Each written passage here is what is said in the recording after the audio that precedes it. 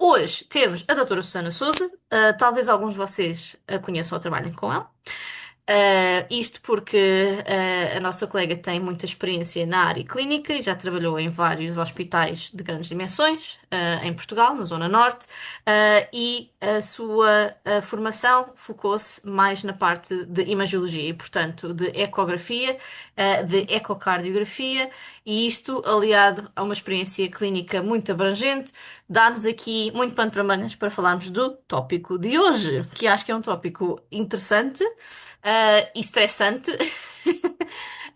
e que conto que vocês hoje saiam se calhar um bocadinho mais aliviados da coisa e com planos de decisão mais claros. Susana, resta-me agradecer uma vez mais por participares neste evento connosco, e por dispensares o teu tempo para o fazer. E vou passar a palavra para podermos passar à ação e falar das emergências que temos para falar hoje. Então, olá a todos, obrigada por estarem a assistir e obrigada, Andreia, também pela oportunidade. Então, o objetivo hoje é exatamente aliviar um bocadinho aquela dúvida existencial quando nos chega um animal dispneico que nunca sabemos para que lado é que nos vamos virar. Eh, ok, isto já está. Ok, então. A dispneia é quando o animal tem desconforto ao respirar. Portanto, normalmente é acompanhada também de taquipneia, portanto, aumento da frequência respiratória, e um esforço acrescido para conseguir ter uma respiração. Causas possíveis de dispneia são imensas, portanto, mesmo agrupando por categorias, temos imensas doenças que podem dar um quadro semelhante, portanto, não é uma coisa fácil de distinguir assim a priori. Para falares aqui de um estudo que foi feito em cães, portanto, 229 cães, sobre as causas de dispneia e mais de 80% eram de causa respiratória, logo a seguir cardíacas, e neste caso eles dividiram também aqui uma categoria, pronto, que tem a ver com a obesidade e com o stress, que também pode provocar dispneia. Nos gatos, um estudo mais recente, também com um número significativo, foram 258 gatos, encontraram, não com tanta diferença, mas também causas respiratórias como as primárias, né, as mais frequentes, seguido das cardíacas. Então, a nível de apresentação clínica, estes animais, portanto, chegam-nos muitas vezes com dificuldade respiratória grave, portanto, uma respiração assim muito curta, muito superficial, vê-se muitas vezes a parte abdominal também. Às vezes também têm ruídos respiratórios, tosse, podem chegar também com as membranas mucosas cianóticas. Portanto, aqui outro exemplo. E este gatinho também bastante aflito. Num quadro assim mais extremo, podem chegar com esta postura, que é a postura ortopneica, portanto, é quando o animal está mesmo desesperado para respirar e tenta maximizar, conforme consegue, esta respiração. Portanto, estica a cabeça, o pescoço, separa as patinhas da frente, abre os cotovelos, portanto, é uma urgência mesmo. Inicialmente, temos que estabilizar estes animais, não podemos correr logo com eles para fazer exames porque eles já vêm bastante estressados e com dificuldade respiratória, e isso iria agravar ainda mais o quadro. Portanto, começamos por fazer oxigênio, pode ser feito de várias formas, pode ser por flow-by, por máscara, neste caso é uma sonda de oxigênio que está aqui colocada, ou até mesmo se forem animais mais pequenos, numa jaula de oxigênio, ou os gatos, às vezes também se utiliza as incubadoras. Nestes casos, ter sempre atenção para não haver um aumento da temperatura, por estar ali todo fechado. Em relação à ansiedade, eu costumo utilizar o butorfanol, que tem um ligeiro efeito sedativo e costuma ajudar bastante para depois podermos então fazer os exames de diagnóstico. E super importante fazermos, portanto, oxigênio, butorfanol e dar ali uns minutinhos tranquilo para que ele consiga acalmar-se. Agora vem então o nosso dilema, que é o que é que vamos fazer a seguir? Será que é cardíaco? Vamos ter que fazer um diurético, furosemida? Ou será que é outra coisa qualquer e precisa de antibióticos, córticos, o que for? Para isto, vamos ter então em conta todas as informações possíveis, não é? Vamos ver as informações da anamnese, o que é que vemos no animal e também, em contexto assim mais de urgência, os três que eu considero os principais exames de diagnóstico que nos conseguem dar informações úteis. Na anamnese, pensando aqui em problemas cardíacos, a idade faz-nos aqui pensar, se for um animal mais novo, eventualmente poderia ser uma doença congénita, se for um animal mais velho, principalmente os animais de porte, os cães de porte pequeno, a partir de uma certa idade têm imensa prevalência de doença da válvula mitral. A raça, também temos muitas raças que estão predispostas para doenças cardíacas, portanto, nos cães, o Cavalier King Charles Spaniel, Doberman, Boxer, o Dog alemão, o Pastor alemão, imensos. Nos gatos, a mesma coisa, portanto, o Maine Coon, o Persa, o Scottish Fold, que agora estão muito na moda, o British, o Bengal, o Sphinx, muitos.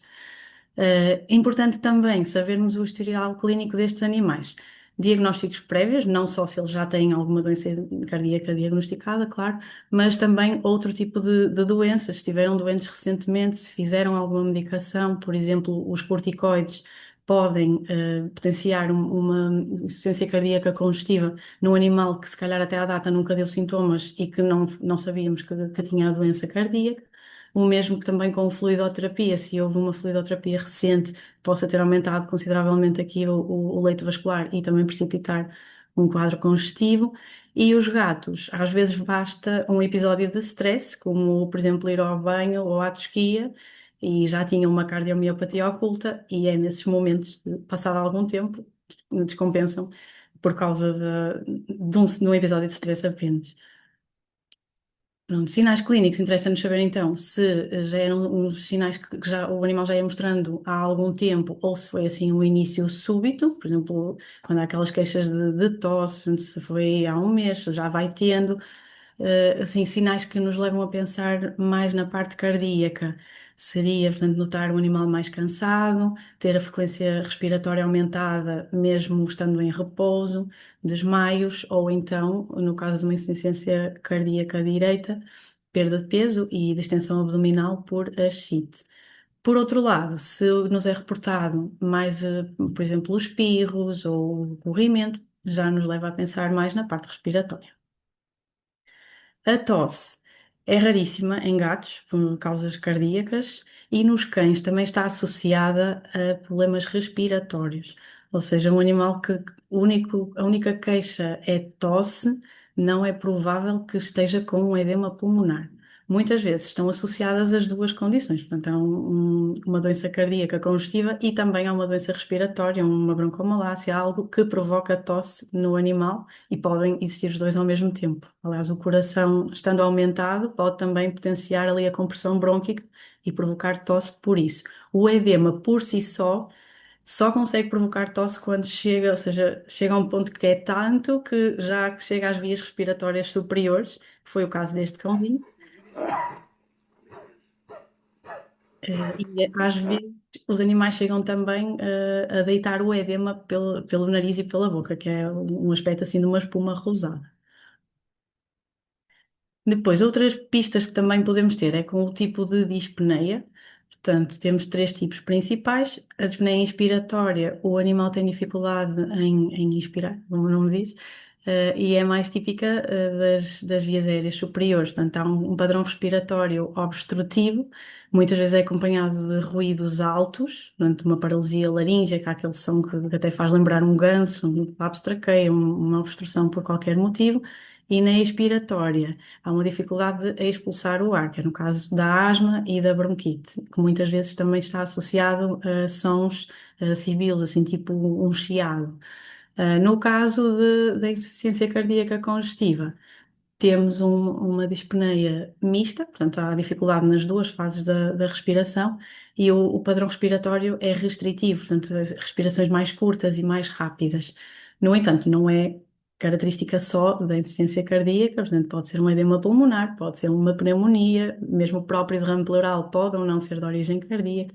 Portanto, é só mais uma pista, mas que não nos dá uma resposta direta.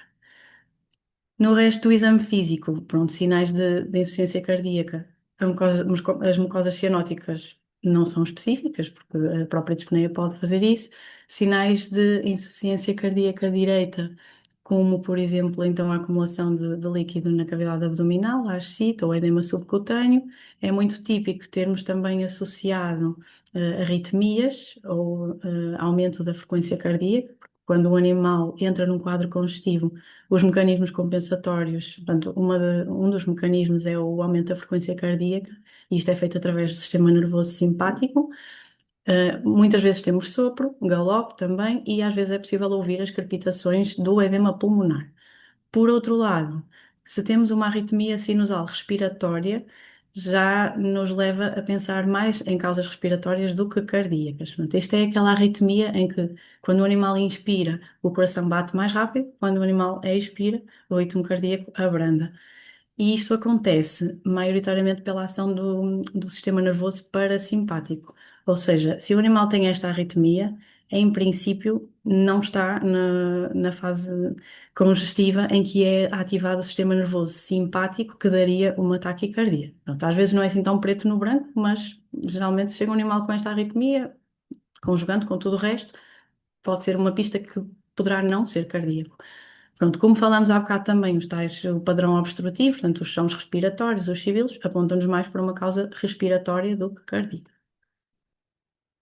Nos gatos, particularidades podem vir com bradicardia, principalmente se já estiverem a entrar em choque, e também nos casos, por exemplo, do tromboembolismo arterial, muitas vezes vêm com temperatura baixa, podem não ter o pulso, normalmente é o femoral, o mais afetado, são os membros posteriores, mas também pode acontecer nos anteriores, e parese ou paralisia de algum dos membros.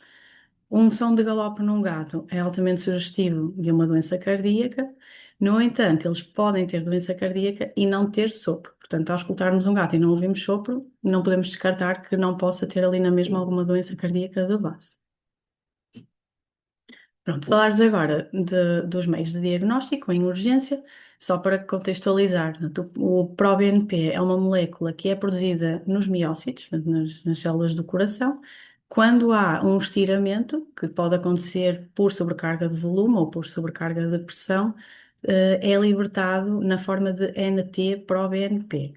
Pronto, e esta molécula consegue-se medir no soro, no plasma, e tem correlação com o grau de lesão do miocárdio. Portanto, este é um estudo que foi feito em gatos com derrame pleural e conseguiram-se diferenciar através dos valores do NT-proBNP se era de origem respiratória ou cardíaca. Portanto, isto pode ser feito, como também já vos tinha dito, no soro, plasma e também pode ser feito no próprio líquido pleural.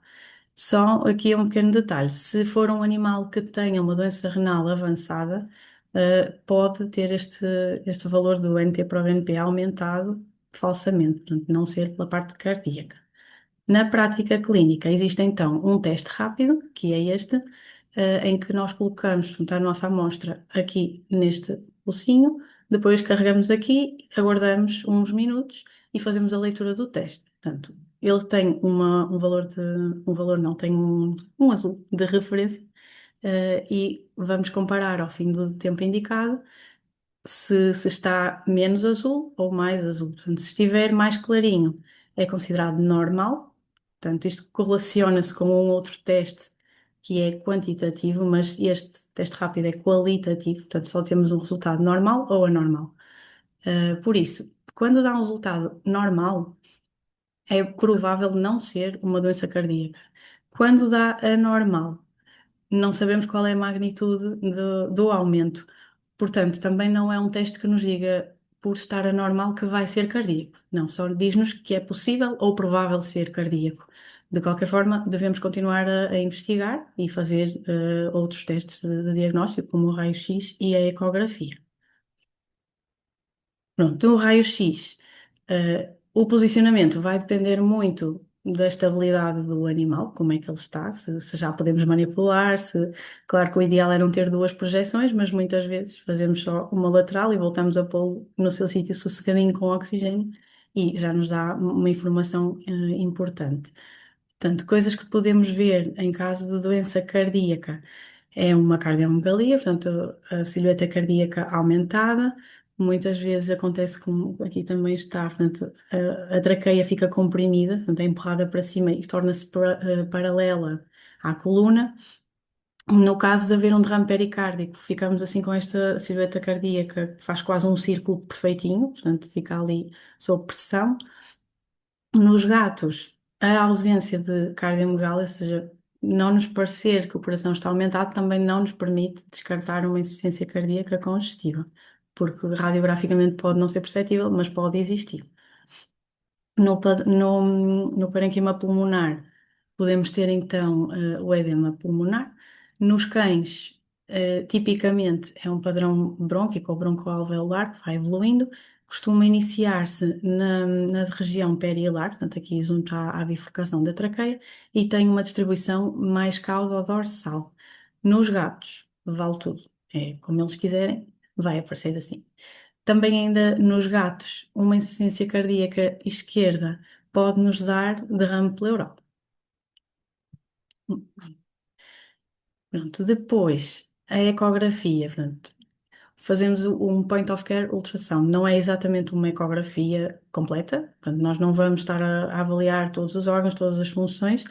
É uma ecografia em que é o ecógrafo que vai à beira do animal, fazemos o mínimo de contenção possível. Muitas vezes também não se faz sequer a tricotomia para não estarmos a manipular e a estressar mais o animal. A posição também é conforme o animal tolerar. Muitas vezes faço em decúbito external ou como ele estiver mais confortável. E no fundo, o que nós queremos aqui são respostas específicas, portanto, coisas específicas que nós queremos saber se tem, se não tem, pronto, para nos ajudar a direcionar o diagnóstico. Existem vários protocolos, não vou enumerar, mas existe, pronto, a parte torácica para avaliar a presença de derrame pleural, a presença de linhas B, que já vamos falar a seguir, e o próprio cardíaco também, vamos ver. Então, na parte torácica, a pergunta que nós queremos responder é se há edema pulmonar ou não. Porque se for um problema cardíaco, isso para causar dispneia, em princípio vamos ter um edema pulmonar ou um derrame pleural. Então, o normal é existirem as linhas A, que são estas linhas horizontais, portanto, desta imagem, significa que existe ar no pulmão, portanto, chama-se o pulmão seco.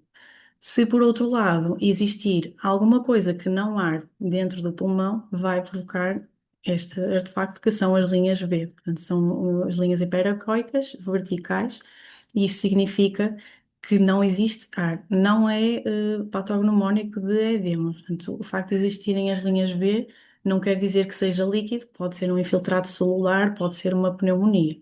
Ou seja, se há edema, vai haver linhas B, mas se há linhas B, não quer dizer que seja edema, pode ser uma outra causa, pode ser na mesma algo respiratório.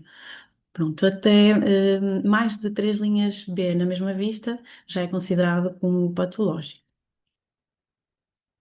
Depois, na parte cardíaca, a pergunta que queremos saber, portanto, vimos, havia linhas B, sim, então agora queremos ver se o tamanho do coração justifica este ser um edema pulmonar, portanto, se temos uma dilatação do átrio esquerdo. Esta vista é feita do lado direito do animal, normalmente entre o quarto e o sexto espaço intercostal, que é onde se sente melhor o choque de ponta, e o que queremos fazer é um rácio entre o átrio esquerdo, portanto, que é esta estrutura aqui, e a aorta, para percebermos se o átrio está aumentado ou não. Se for mais fácil de identificar, também podemos ver isto como um símbolo da Mercedes e uma baleia. Então, o que queremos é medir o bordo de cada das estruturas, portanto, sendo o bordo interno da aorta e do átrio, e depois vamos dividir um pelo outro e vai-nos dar um rácio. Portanto, o normal nos gatos é ser abaixo de 1,5 e no cão abaixo de 1,6. Portanto, todos os valores que sejam acima disso, significa que já temos uma dilatação atrial. Se esta dilatação for superior se este rácio for superior a 2, é uma dilatação muito grave e o risco de insuficiência cardíaca congestiva é muito elevado. Portanto, subjetivamente, isto também pode ser avaliado em ver mais ou menos quantas aortas caberiam dentro do átrio, portanto, assim num contexto de urgência. Neste caso, mais que duas, certamente. Então, outras coisas, outras informações que também podemos ver através da ecografia, que podemos ou não precisar delas especificamente para responder, mas temos acesso, portanto, ver se há dilatação de outras câmaras, a espessura das paredes, isto mais importante até nos gatos, como é que está a contratilidade e se existe, por exemplo, derrame pericárdio, que seria aqui esta parte mais preta à volta do coração. Portanto, resumindo, no cão, sinais clínicos assim e pronto, e achados que nos remetem mais para a parte cardíaca, seria então a tal intolerância ao exercício, o cansaço, a respiração com frequência aumentada sem assim motivo aparente ou com um esforço pequenino, demorar depois muito tempo, desmaios, a presença de um sopro, normalmente existe, o galope pode ou não existir, é mais até típico nas raças maiores de cardiomiopatia dilatada. O ritmo cardíaco, vimos então mais típico terem taquicardia, também podem estar arritmias associadas, e no raio-x temos então, regra geral, um aumento da silhueta cardíaca e o tal padrão broncoalveolar. Na ecografia, a presença de linhas B e um átrio esquerdo-aorta acima de 1,6 são altamente sugestivas de uma doença cardíaca. Por outro lado, se temos espirros, temos ruídos respiratórios, temos uma tosse que já é crónica, se pronto, se não existir sopro, é bastante sugestivo que não seja cardíaco, ao contrário dos gatos. Se temos a tal arritmia sinusal respiratória, também é sugestivo de não haver um sistema nervoso simpático ativado, que seria o caso da insuficiência cardíaca congestiva. Eh, e pronto, a silhueta cardíaca normal e os critérios que vimos há pouco da ecografia estarem normais. Lá está, pode existir na mesma linhas B, por outros motivos que não é edema pulmonar, e isso não exclui, mas se tivermos um rácio átrio esquerdo da aorta inferior a 1,6, não vamos achar que é do coração. Nos gatos, semelhante, mas com as suas particularidades, do caso do sopro, que pode não existir e não nos descarta por um problema cardíaco. O galope é muito típico estar presente. E temos aqui também então o NT para o BNP, o teste rápido, que se estiver anormal é compatível com uma doença cardíaca. Se estiver normal, em princípio, não é muito provável. No raio-x também lembrar que o facto de não acharmos que o coração esteja aumentado, não termos cardiomegalia evidente, não significa que ela não exista. E na ecografia, o rácio átrio esquerdo da aorta acima de 1,5 e a presença de linhas B pulmonares são também bastante típicas. Por outro lado, então, na parte respiratória, se estivermos no raio-x, portanto, hiperinsuflação, que é muito típico da asma, não temos um rácio à esquerda aorta aumentado, então isto provavelmente é respiratório e não cardíaco. Pronto, e assim temos respondido mais ou menos ao nosso dilema. Portanto, se virmos algum daqueles achados, temos aqui bastantes dados para apoiar a hipótese de uma doença cardíaca e vamos então medicar com o diurético, que é a furosemida, se já tivermos uma via aberta intravenoso, se não, ou se o animal ainda não estiver estável o suficiente, fazer por via intramuscular. O bolus inicial, em cães costumam fazer entre 2 a 4 miligramas a quilo e em gatos uma dose um bocadinho mais conservativa, sendo que pode ser necessário irmos repetindo as tomas de furosemida em doses mais baixas durante as horas seguintes. Portanto, a própria avaliação da resposta ao diurético também é uma boa pista, ou seja, se achamos que é cardíaco, demos o diurético, mas já demos uma ou duas doses e o animal continua com uma dispneia que não está a melhorar, o esforço não muda, se calhar temos que reavaliar. Portanto, isto também é importante vermos se melhorar rapidamente, então sim. Pronto, juntar também depois outras medicações que achemos necessárias, conforme o resto do quadro. E se tivermos, claro, se tivermos derrame pleural ou derrame pericárdico, principalmente se tivermos um tamponamento, temos que remover esse líquido. Vou-vos mostrar agora, só para terminarmos, dois casos clínicos.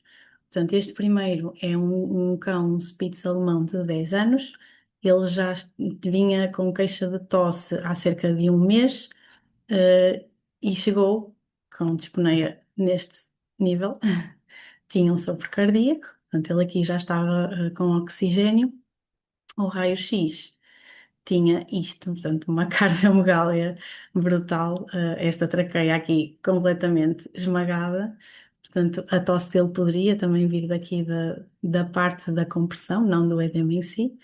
E um padrão broncoalveolar, também típico da distribuição dos cães, portanto, mais cauda-dorsal e na zona perihilar. Portanto, temos edema pulmonar, cardiogénico, quase de certeza, mas fizemos a ecografia e tinha então um rácio ato esquerdo aorta de 2, portanto, acima de 2. Além disso, também tinha o ventrículo esquerdo bastante dilatado e uma insuficiência da válvula mitral severa, ou seja, ele tinha uma doença degenerativa da válvula mitral e estava no estadio C, que significa que já estava sintomático. O outro caso é um gatinho, que era um British de 9 meses, tinha sido castrado há relativamente pouco tempo e entrou também com um quadro de dispneia aguda. Isto é o vídeo que eu já estava antes. Tinha taquicardia e tinha um sopro. E tinha este raio-x assustador, que, pronto, cardiomegalia parece ter aqui qualquer coisinha ali na zona do átrio da aurícula esquerda. O padrão broncoalveolar completamente difuso, portanto tem mais aqui, depois tem ali mais um bocadinho. Gato é assim, freestyle. Também compatível, pronto, com edema pulmonar cardiogénico. Na ecocardiografia tinha um rácio também bastante aumentado, acima dos 2, e tinha uma hipertrofia das paredes, ou seja, tinha um espessamento das paredes do ventrículo esquerdo. Além disso, também tinha um movimento sistólico anterior da válvula mitral, portanto, tinha uma obstrução ao trato de saída do ventrículo esquerdo. Foi diagnosticado com uma cardiomiopatia hipertrófica obstrutiva e estadio C, porque também já está sintomático.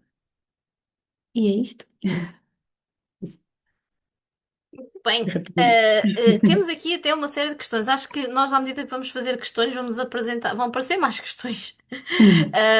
Vou só passar para os colegas aqui a parte final, que é o e-mail para quem quer o certificado de participação. O nosso e-mail, não sei se todas as pessoas que aqui estão já estiveram no passado, mas o nosso e-mail é diferente, é formação@univetescobal.pt, sem os acentos e sem as cedilhas e tudo isso. Também temos uma página no Instagram para quem não nos segue, que é universocobal.pt. Isto alterou-se, portanto, se alguém já nos segue há algum tempo, pode estar ainda nas páginas antigas, portanto, vejam se nos estão a seguir nas páginas novas e se não nos estão a seguir nas páginas inglesas.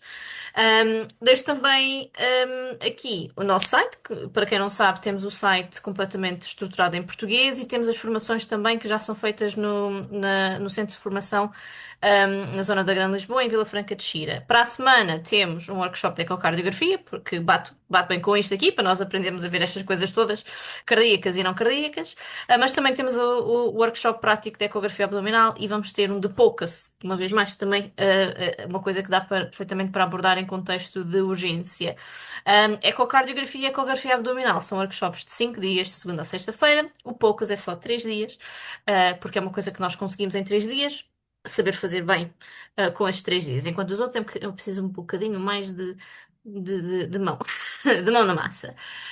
Posto isto, temos aqui umas questões para responder, porque tivemos aqui dois casos bastante interessantes, e possivelmente, à medida que vamos responder essas perguntas, vamos ter outras a surgirem. A primeira, e se calhar uma das mais complicadas de responder, Ok. é como é que interpretamos os dados dos nossos resultados, os nossos exames, quando eles são discordantes. Por exemplo, Ok. como é que nós temos quando temos uma ecografia e os resultados dessa ecografia não são discordantes com a auscultação e com a radiografia, no sentido em que podemos, por exemplo, ter um cão de raça pequena que tenha um sopro de grau 3 do lado esquerdo, e que tenha sinais de dilatação cardíaca, mas que na ecografia não temos alterações como regurgitação ou dilatação. Como é que fazemos esta combinação? Qual é que valorizamos? O que é que valorizamos? Ok. Pronto, em última instância, a ecografia é a que nos dá sempre a informação mais fidedigna, digamos assim. Pronto, é estranho não ter regurgitação, a gente pode não ser especificamente ali da válvula mitral, mas haver algum tipo de regurgitação noutra válvula, por exemplo. Mas nesse caso eu valorizaria mais o que se vê na ecografia, porque conseguimos realmente medir, não é? E ver o coração, e se não está de todo aumentado, então se há um edema, se há uma dispneia, se calhar não será daí, portanto, e focaria em procurar outras causas possíveis, tendo em conta também depois todo o resto do quadro, não é? Dos sintomas e das análises também, pronto. Mas valorizaria mais a ecografia, sim. Uhum. Isto não está aqui em pergunta, mas em termos de Uhum. raio-x, obviamente nós temos sempre a limitação de termos um animal dispneico. Há alguma diferença entre a incidência lateral esquerda e a lateral direita, em termos de avaliação Uhum. torácica para estes animais?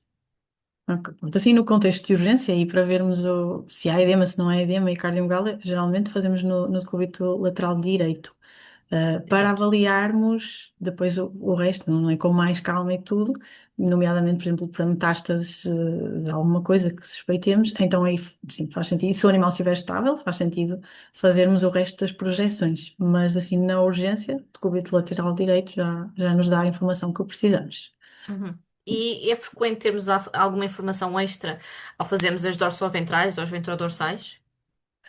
Sim, sim, lá está. Em contexto de urgência, é um Sim, bocadinho o paciente, não é? Se ele, exato. se ele está aflito, se calhar fazemos uma dorsal ventral muito rápido e pronto. Mas sim, mas há diferenças na dorsal ventral para a ventrodorsal. Numa conseguimos ver melhor a parte pulmonar, mesmo a parte cardíaca. Uh, eu penso, olha, penso que é na ventrodorsal também que costumamos fazer. Mas há Uhum. diferenças, sim. Ok, muito bem. Tá, vamos começar aqui com esta, porque temos aqui uma pergunta para a enfermagem e para a triagem, que é, Entendi. como enfermeiro, qual a primeira abordagem na recepção de um animal dispneico? Ok. Portanto, primeira coisa, pô-lo no oxigênio. Depois, pronto, falar com o médico, claro, irem vendo também se é necessário dar torfanol ou não, mas assim, prioridade logo, oxigênio e deixá-lo ali um bocadinho tranquilo. Eu esqueci-me de dizer uma coisa na apresentação, até pus ali um asterisco, mas parei agora que não disse, que é em relação ao butorfanol. Se suspeitamos que é um quadro, que tem associado uma dor forte, por exemplo, se for um tromboembolismo arterial num gato, ou se for uma dispneia, que ainda não sabemos se é cardíaca ou não, não é? Se for, por exemplo, um possível trauma, um atropelamento, não dar o butorfanol, porque vai nos ocupar ali os receptores que precisamos para dar uma analgesia mais forte, como, por exemplo, uma metadona. Portanto, essa é uma ressalva em que não dou butorfanol se achar que é um quadro muito doloroso associado. Mas sim, resposta a esta pergunta, oxigênio, sem dúvida. Pegando nesta questão do butorfanol e da metadona, nós normalmente usamos o butorfanol mais para fazer um bocadinho de calmante, efeito calmante Uhum. tranquilizante para não Sim, terem sim. tanto esforço. Mas se realmente temos uma condição cardíaca e usamos a metadona, também vamos na mesma ter um bocadinho esse efeito, não será tão pronunciado.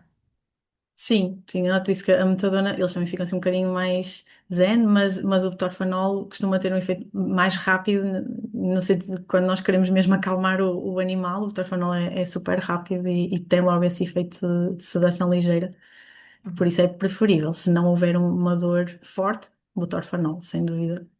Uhum, muito bem. Agora vamos passar à furosemida. Esta é uma pergunta que eu tenho. Isto porque me disseram há muitos anos atrás, quando nós estávamos a usar, fora de Portugal, uma furosemida, em ampolas, que se nós não tivéssemos acesso IV e em último caso, tivéssemos um animal super refratário, super dispneico, muito complicado, podíamos dar a furosemida subcutânea. E aparentemente Uhum. funcionava. Sabemos se sim, sabemos se não. Obviamente não há grande motivo para dar subcutâneo versus intramuscular, mas uma pergunta que eu tenho. Mas isso, ou seja, as pessoas em casa ou estás a dizer mesmo em Não, não, contexto não. Em contexto de, do hospital? exatamente, de abordagem hospitalar. Sim, assim, acabar funciona na mesma, acaba por funcionar. E mesmo também há quem sugira fazer mesmo os dones em casa, às vezes quando a toma oral não está a ser suficiente, também já vi descrito fazer uma toma subcutânea de furosemida, por exemplo. Ok. Assim, no hospital ou na clínica, eu se calhar priorizaria a via intramuscular, só porque o efeito vai ser mais rápido. mas sim, funcionar, acho que acabaria por funcionar eventualmente, sim. Uhum. Pois, supostamente, lá está. Como há diferenças entre países e Sim. coisas que são ditas, é sempre interessante saber qual é a perspectiva, não é? Seguindo a furosemida, depois de darmos uma dose, quanto tempo é que esperamos, para repetir a dose? Ou mesmo se percebermos que realmente aquela dose está a fazer algum efeito, quanto tempo é que esperamos para repetir? E se há diferença entre fazer isto, IV ou intramuscular? Pronto, o protocolo que normalmente eu sigo é, se estiver a funcionar, não é? De hora a hora. Portanto, damos a primeira Ok. dose assim um bocadinho maior, lá está, se for um cão, geralmente eu dou 2 miligramas a quilo, a menos que eu veja que está mesmo, se vier a cuspir edema, como outro cão, então se calhar dou 3 ou 4, ou dou 2, mas passado meia hora já estou a dar mais um, se vir que não está a funcionar. Mas, regra geral, se responder bem, hora a hora. E as doses seguintes, costumo fazer 1 miligrama a quilo. Portanto, ir vendo sempre a frequência respiratória, avaliar o esforço. Quando a frequência respiratória começar a baixar. Pronto, o normal é considerado menos de 30 respirações por minuto, mas em ambiente hospitalar, com stress e tudo mais, costumo considerar 40.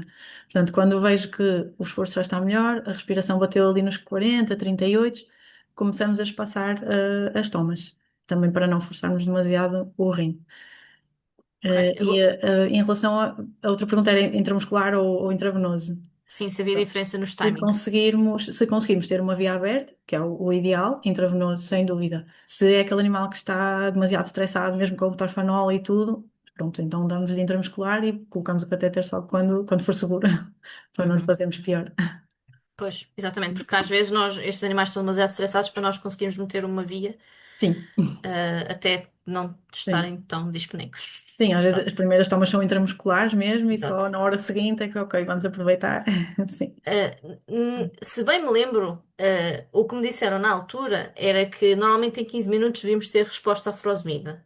E é mais ou menos aqui o que nós tentamos, o nosso objetivo, tentar reavaliar imediatamente ao final de 15 minutos. Sim, se for um quadro muito, muito grave, não é um animal que está mesmo muito aflito, pode não se notar uma grande diferença em um curto espaço de tempo, até porque lá está, ele acabou de entrar no hospital, portanto, mesmo com o torfanol, mesmo com tudo, há todo um stress extra que vai se notar, não é, na parte clínica. Mas sim, eu diria assim, vai entre 15 minutos a meia hora, alguma coisa tem que mudar. Se Uhum, não, exatamente, reavaliar ou dar logo uma dose, mais uma dose exatamente. e vermos, sim. Ok. Em que ponto é que decidimos que temos um animal que respondeu à furosemida? Portanto, pelo menos temos uma componente suspeito de edema. Ahm, em que ponto é que passamos para uma ecocardiografia completa? O animal já está completamente estável ou está estável o suficiente? Ou seja, é uma coisa que nós podemos atrasar a um ponto que o animal está praticamente pronto para ir para casa, ou se é uma coisa que Uhum. tentamos fazer ainda com ele internado para conseguirmos fazer um diagnóstico mais correto, no fundo. Muitas vezes o que acontece é que fazemos como se fosse um rastreio, lá está, não é, já não é bem um POCUS, porque o animal já não está tão aflito, já podemos levá-lo ao ecógrafo, mas fazemos, por exemplo, só do lado direito, só mesmo ver o átrio esquerdo da aorta, confirmar, não é? Se ok, está dilatado, sim, precisa de fazer uma ecografia completa, mas já está estável, já temos aqui a nossa resposta, está a responder à furosemida, pronto, vai para casa e depois marca a ecografia para avaliarmos os parâmetros todos com calma. Uhum. Ou seja, não é uma ecocardiografia, não tem que ser feita naquele momento hospitalar. Não, Se a gente já sim, sabe que é sim, sim. cardíaco e estabilizou, Exato, portanto, a a partir de outra altura. completa, porque vamos ver Sim. muitas coisas, não é? Virar de um lado e virar do outro. Sim, às vezes há um bocadinho assim, tem que ser um ecocardio para termos um diagnóstico. Às vezes basta vermos, não é? Podemos não ter até um nome, mas ok, percebemos o que é e qual é a medicação. Quando o animal estiver estável, então depois vemos tudo direitinho, as medições todas. Sim, às vezes não é assim tão urgente quanto nós sentimos que é. Sim, Sim, exatamente. E normalmente estes animais são depois, sendo cardíacos, não é? Não sendo respiratório, sendo cardíacos, são depois enviados para casa na mesma com furosemida. sim, sim, sim. Pronto. Ahm, e isto agora é uma questão que se calhar não entra muito aqui, não foi muito abordada, mas acho que se calhar as pessoas teriam interesse em responder ou em saber a resposta que é. Nós mesmo, em termos de fazermos um POCUS, num animal cardíaco, sabendo alguns parâmetros, nós conseguimos decidir se ele precisa ou não de Pimobendan, com raio-x e com Uhum. ecocardio, com certas medições, não é? Sim, Portanto, sim, sim, sim. Isto até nos cães, pronto, claro, há sempre, cada caso é um caso, mas assim, no geral, é quase sempre indicado. E eu, às vezes, mesmo não tendo ainda feito o POCUS, às vezes uma toma sublingual, infelizmente nunca trabalhei com o injetável, mas adorava ter. Mas pois. sim, às vezes fazia uma tomazinha. Mas no POCUS podemos ver na parte da contratilidade, portanto, tinha uma imagem parece o formato do cogumelo, não é? E também já Uhum, subjetivamente tentamos perceber se está a contrair bem, se não, mas sim, um animal que não, ou que não está assim a responder tão bem à furosemida, às vezes fazemos. O caso dos gatos já não é assim tão direto porque não sabemos se tem sim. obstrução ou não, e se tiver obstrução, pronto, ainda é um bocadinho controverso, também já ouvi relatos de pessoas e já vi descrito que fizeram e que nem correu mal, mas em teoria está contraindicado, por isso eu Uhum, não arrisco. Mas nos uhum. cães muitas vezes dou sim. Outra questão que não está aqui colocada, mas que é curiosidade minha, Catarina, não me esqueci da pergunta que aqui está. Nos casos respiratórios, o que é mais comum de nós termos de diagnóstico final, digamos assim, ou de causa da dispneia em cães versus gatos? Assim, cães, muitas vezes, assim, raças pequenas que muitas, lá está, têm as duas ao mesmo tempo, a doença da válvula mitral, tipicamente é o cão pequenino, gordinho e velhinho, que vem assim com aquela quadro de respiração e tosse e taquipneia e dispneia e às vezes até tem um sopro e até tem uma doença valvular mitral já com alguma dilatação do átrio, mas não é aquilo que está a provocar a dispneia, é um colapso de traqueia ou é uma broncomalácia, Uhum, assim, o mais típico é isso. Muitas vezes marca-se ecocardios e tudo, ele tem tosse e está assim e tal, e não é dali. uhum, Por acaso, esta semana vi um também interessante que era assim, desse género, portanto, assim, uma cadelinha já com uma idade, assim, uma respiração também um bocadinho esforçada, e não tinha nada do lado esquerdo, tinha era já uma hipertensão pulmonar brutal, portanto, causa respiratória, não sabemos uhum. ainda o que é, mas é muito típico isso, essa confusão, principalmente os pequeninos, geriátricos, costuma acontecer muitas vezes. Nos gatos, assim, respiração, talvez a asma, Uhum. não tem assim muita. Eu, por acaso, reparei uma coisa interessante no estudo dos gatos, é que entre a parte de asma, acho que era neoplasia e depois outras causas de derrame, era quase a porcentagem era quase a mesma. Sim, pois os Que os estudos são gatos são. bastante diferentes. Eles também têm alguns Pois, anos de diferença. O dos gatos é o mais recente, que pois. é o Rapid Cat da Europa, da França. Já existia um de, acho que era de Inglaterra. E eles também dividiram numas categorias diferentes, porque eles incluíram as neoplasias e os traumas em categorias à parte. No outro, Uhum, tudo que era neoplasia da parte respiratória estava incluído ou seja, isso também acaba por subir um número porque está tudo metido ali naquela zona, não na causa. Eu também tive um bocadinho essa dificuldade a fazer aqueles três quadrinhos de como é que eu vou dividir isto, porque pois. realmente há tantas É. possibilidades diferentes. Pode ser por sintoma, pode ser por zona, pode ser por. Uhum. Mas sim, acho que a grande diferença dos dois estudos foi mesmo essa, foi a forma como eles dividiram. Portanto, parece que é muito mais casos respiratórios, mas se formos a comparar com outros, se incluirmos os neoplásicos e os traumáticos também na zona que afetaram, se calhar seria ela por ela. Sim, o que eu achei mais interessante foi que, pelo menos no caso dos gatos, não é aquela coisa do pode ser respiratório ou cardíaco, porque são muito equilibrados. Pode ser, pode não ser. É o que o gato Sim, quer. sim, Pronto, são sim. os gatos assim Tão mais comuns os especiais. dois. Exatamente, exatamente. Agora, a Catarina fez aqui uma pergunta que eu não sei se vou conseguir explicá-la bem, que ela fala em padrões paradoxais. A Hum, pergunta dela é em que situações é que estes padrões paradoxais são observados. E a minha questão é o que é que hum. ela quererá dizer com padrões paradoxais. Ok, estou a pensar aqui em duas situações, não sei se é alguma dessas, mas se não for, vou voltar a perguntar.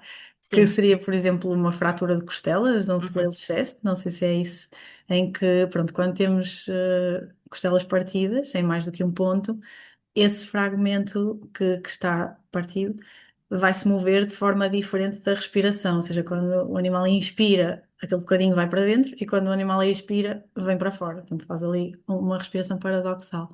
Ou então também acontece em animais com uma dispneia já mesmo muito avançada, em que já começa a haver fadiga muscular. Às vezes também acontece isso na própria respiração, mesmo na parte abdominal, nota-se uma discrepância. Não sei se era alguma dessas situações. Eu, quando vi isto, pensei realmente no flail chest, mas não sei se, Catarina, se era realmente isto, que é esta a pergunta, se é quando um morre para um lado, o outro morre para o outro, ou pronto, não tinha a certeza se era esta a questão ou não. Em termos de questões, eu acho que nós cobrimos praticamente tudo o que havia aqui para ser Uhum. perguntado. Bom. Vou ver se a Catarina quer adicionar mais alguma coisa aqui a esta questão. Acho que realmente abordámos esta situação de uma maneira muito simples e muito direta. E acho que é uma maneira útil de abordarmos estas situações e não ficarmos em pânico quando Exato, vemos esse é os o ponto número animais. um. É respirar. Não ficar, nós também não ficarmos em Sim, sim, pânico não absorver o stress do dono, ter calma, exatamente respirar, e não oxigênio para ter todos. e não ter pressa de fazer as coisas com estes Sim, animais, porque sim, sim, infelizmente são aqueles animais que nós a tentar salvar podemos estar a fazer sim. pior com o nosso stress até e com a nossa Pronto, Catarina. A Catarina diz que não entendeu bem quando estudou Hum. na cadeira de urgências. Pronto. E então o que ela está a dizer é que sim, à partida será isto. Era isto que estávamos aqui a falar, não era, Catarina? Pronto, em assim sendo, eu penso que cobrimos todas as perguntas. Acabamos a horas. Uhul. Espetacular. Muito bem. Não precisamos prolongar muitas perguntas, que às vezes acontece. Mas também como focámos num tópico muito específico, é mais fácil. Assim. Susana, obrigada uma vez mais Obrigada, eu. por esta sessão. Para quem aqui está presente, a ação foi gravada, portanto, vai ser depois colocada para vocês poderem rever no website, que vão receber um e-mail a avisar que já está pronta para ser visualizada. Tem o nosso e-mail para para os certificados de participação, para quem quiser. E agradeço também a todos os participantes e agradeço-os também pelas palavras que passam para a Susana, de agradecimento pelo webinar, e que acho que está toda a gente contente e esperemos que os próximos contentes sejam os próximos animais disponíveis que a gente vai ver. Exato. Obrigada a todos, uma boa noite e para o próximo mês há mais um webinar. Boa noite a Obrigada, boa todos. noite.